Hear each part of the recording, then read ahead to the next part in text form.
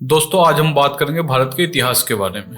भारत एक ऐसा देश है जिसकी मिट्टी में हजारों सालों का इतिहास दफन है। लेकिन क्या होगा अगर मैं आपसे कहूं कि इस इतिहास से कुछ हिस्से ऐसे हैं जिसका जवाब आज तक कोई वैज्ञानिक, कोई इतिहासकार और कोई सरकार नहीं दे पाई है। आज हम आपको बताएंगे ऐसे रहस्य जो शायद आपके इतिहास की पूरी सोच बदल दे। नमस्कार दोस्तों, आप देख रहे हैं हमारा YouTube चैनल, जहां इतिहास पूरी तरह सुनाया नहीं जाता बल्कि दिखाया भी जाता है। तो चलिए शुरू करते हैं। नंबर 10 पर हम बताएंगे सिंधु घाटी की सभ्यता अचानक कैसे गायब हो गई। करीब 5000 साल पहले आज के भारत और पाकिस्तान में एक ऐसी सभ्यता बसती थी जिसको आज की दुनिया सिंधु घाटी सभ्यता के नाम से जानती है। उस समय दुनिया के कई हिस्सों में लोग छोटे छोटे गांव बनाकर रहते थे। भारत में सीधी सड़कें थी, अंडरग्राउंड टनल थी और इसके साथ साथ शानदार शहर भी बस चुके थे। लेकिन फिर अचानक ये सभ्यता पता नहीं भाई कैसे गायब हो गई। ना कोई विशाल युद्ध के निशान है, ना कोई विशाल नरसंहार के निशान है। तो भाई आखिर इतने विकसित लोग चले कहाँ गए? कुछ इतिहासकार मानते हैं कि शायद जलवायु परिवर्तन हुआ हो और कुछ कहते हैं कि सरस्वती नदी सूख गई। कुछ इतिहासकारों का मानना है कि लोगों ने धीरे धीरे दूसरे क्षेत्रों में पलायन कर लिया। लेकिन भाई आज तक कोई भी सिद्धांत अंतिम सिद्धांत नहीं माना गया और भारत के इतिहास का ये सबसे बड़ा रहस्य बनकर रह गया। अब नंबर 9 पर आता है अशोक के खजाने का रहस्य। सम्राट अशोक इतिहास के सबसे महान शासकों में गिने जाते हैं। लोगों का मानना है कि कलिंग युद्ध के बाद उन्होंने युद्ध छोड़ दिया और बौद्ध धर्म अपना लिया। लेकिन आज भी लोगों को एक चीज बहुत परेशान करती है कि अशोक के इतने बड़े विशाल साम्राज्य का जो बेशुमार धन था वो गया कहाँ। कई लोक कथाओं में कहा गया है कि सम्राट अशोक ने अपना जो खजाना था वो गुप्त स्थानों पर छुपा दिया था। हालांकि इन दावों का कोई निर्णायक ऐतिहासिक प्रमाण तो है मिला नहीं आज तक। फिर भी आज भी लोग जो है देश के कई हिस्सों में अशोक के खजाने की तलाश करते रहते हैं। क्या सचमुच कोई खजाना छुपा हुआ है या सिर्फ ये एक सदियों पुरानी कहानी है? लेकिन अब नंबर 8 पर जो रहस्य आने वाला है उसको सचमुच पूरे दुनिया के वैज्ञानिकों को सोचने पर मजबूर कर दिया है। क्या सचमुच महाभारत का द्वारिका शहर समुद्र के नीचे दफन है?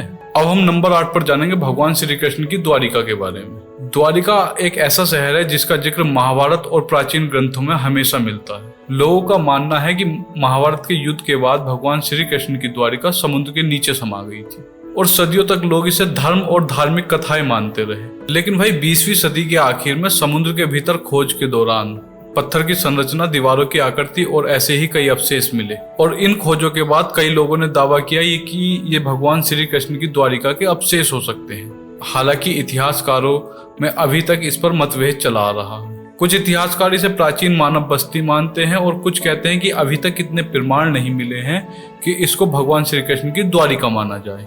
लेकिन एक सवाल आज ही परेशान करता है कि अगर ये द्वारिका नहीं है तो समुद्र के भीतर इतने विशाल इमारतें किसने बनाई? अब भाई हम बात करेंगे रहस्य नंबर 7 की।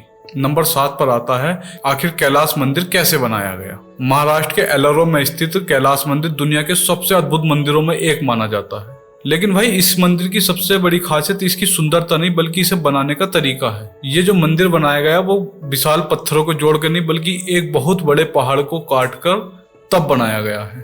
कल्पना कीजिए भाई कि एक छोटी सी मूर्ति बनाने में कई दिन लग जाते हैं, तो इतने विशाल मंदिर को एक पहाड़ काटकर कैसे बनाया गया होगा? आज तक इसका कोई स्पष्ट उत्तर नहीं मिल पाया है। अब भाई हम बात करेंगे नंबर 6 की कि आखिरकार ताजमहल के बंद कमरों में क्या छुपा हुआ है। भाई दुनिया के 7 अजूबों में गिना जाने वाला ताजमहल हर साल लाखों पर्यटकों को अपनी ओर आकर्षित करता है। लेकिन बहुत कम लोग जानते हैं कि इसके निचले हिस्से में कुछ ऐसे भी कमरे हैं जो आम लोगों के लिए बंद रखे जाते हैं और यहीं से शुरू होती है कई तरह की कहानियां और कई तरह के दावे। कुछ लोग कहते हैं कि इन कमरों में पुराने शिलालेख हैं। कुछ लोग कहते हैं कि ये केवल संरचनात्मक हिस्से हैं जो इमारत को मजबूत बनाने के लिए बनाए गए हैं। लेकिन अब जो हम रहस्य की बात करने वाले हैं उसको केवल भारत में ही नहीं पूरी दुनिया को चौंका दिया है। भाई नंबर 5 पर आता है नालंदा का विश्वविद्यालय। आज से लगभग 1500 साल पहले जब दुनिया के कई हिस्सों में शिक्षा व्यवस्था सीमित थी तब भारत में नालंदा विश्वविद्यालय ज्ञान का सबसे बड़ा केंद्र था। यहाँ भारत ही नहीं चीन, तिब्बत, कोरिया और कई अन्य देशों के विद्यार्थी पढ़ने आते थे। कहा जाता है कि यहाँ लाखों पांडुलिपियां थी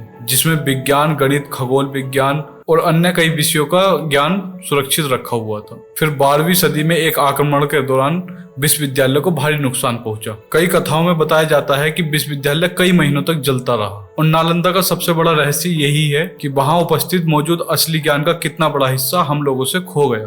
अब भाई नंबर 4 पर आता है क्या कोहिनूर हीरा सच में स्थापित है? कोहिनूर हीरा दुनिया के सबसे प्रसिद्ध हीरों में से एक है। ये हीरा भाई सबसे पहले भारत की गोलकुंडा खानों में से निकला था और सदियों तक ये हीरा कई राजाओं और कई साम्राज्यों से गुजरता रहा। और दिलचस्प बात यह है कि ये हीरा जिस भी शासक के पास रहा उसने अपने साम्राज्य के पतन जैसी कठिन परिस्थितियों का सामना किया। इतिहास में एक कहानी ये भी फेमस है कि कोहिनूर हीरा अपने मालिक के लिए बदकिस्मती लेकर आता है, लेकिन इतिहासकार इसको तथ्य नहीं मानते हैं। उनका कहना यह है कि इतने बड़े साम्राज्य में युद्ध और सत्ता परिवर्तन एक सामान्य बात है। अब भाई नंबर 3 पर आता है कि सुभाष चंद्र बोस आखिरकार कहाँ गए। 18 अगस्त 1945 को एक खबर मिलती है कि नेताजी सुभाष चंद्र बोस एक विमान दुर्घटना में मारे गए, और यहीं से उनकी मौत का रहस्य शुरू होता है, क्योंकि कई लोगों ने उनकी मौत की दुर्घटना पर सवाल उठाए। कुछ लोगों का दावा था कि नेताजी जीवित बच गए, और कुछ लोगों ने कहा कि नेताजी गुप्त रास्ते से भारत लौट आए हैं, और कुछ लोगों ने उनके दूसरे देश में होने की भी बात कही थी। और इसी वजह से नेताजी की अंतिम कहानी आज ही भारत की सबसे रहस्यमय कहानियों में से एक बनी हुई है।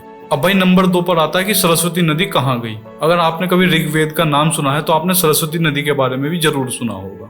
हमारे प्राचीन ग्रंथों में सरस्वती नदी को एक विशाल और पवित्र नदी के रूप में माना गया है, लेकिन आज भारत के नक्शे पर ऐसी कोई भी नदी दिखाई नहीं देती है। और यही वजह है कि लोगों ने बरसों तक सवाल पूछा कि सरस्वती नदी वास्तव में थी, और अगर सरस्वती नदी वास्तव में थी तो वो कैसे सूख गई। क्या भूकंपों ने उसका रास्ता बदल दिया या जलवायु परिवर्तन उसका कारण बना। क्या इस कहानी में अभी भी कोई ऐसा राज छुपा हुआ है जो हमको नहीं पता। शायद धरती के नीचे आज भी उस नदी की कहानी हमारा इंतजार कर रही हो। अब भाई नंबर 1 पर आता है सोन भंडार की रहस्यमय गुफा। बिहार के राजगीर में एक प्राचीन गुफा है जिसे सोन भंडार गुफा कहा जाता है। भाई लोक कथाओं के अनुसार इस गुफा के पीछे एक सोने और खजाने का बहुत बड़ा भंडार है। कहा जाता है कि गुफा की एक दीवार पर ऐसी लिपि और प्राचीन संकेत हैं जिसको गुफा का द्वार खोलने की कुंजी माना जाता है। और कुछ लोगों का मानना है कि अंग्रेज शासकों ने भी इस दीवार को तोड़ने की बहुत कोशिश की, लेकिन वो असफल रहे।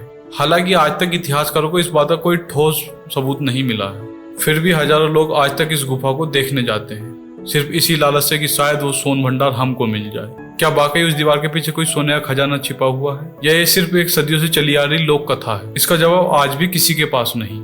इतिहास सिर्फ तारीखों का नाम नहीं है, इतिहास उस सवाल का नाम है जिसका जवाब आज भी इंसान खोज रहा है। अगर आपको लगता है कि हमने किसी ऐसे ऐतिहासिक रहस्य का जिक्र नहीं किया जिसको इस सूची में होना चाहिए था, तो आप कमेंट में जरूर बताएं। और अगर आपको हमारी ये वीडियो पसंद आई हो तो हमारी वीडियो को लाइक करें और हमारे चैनल को सब्सक्राइब करें। धन्यवाद। हर हर महादेव।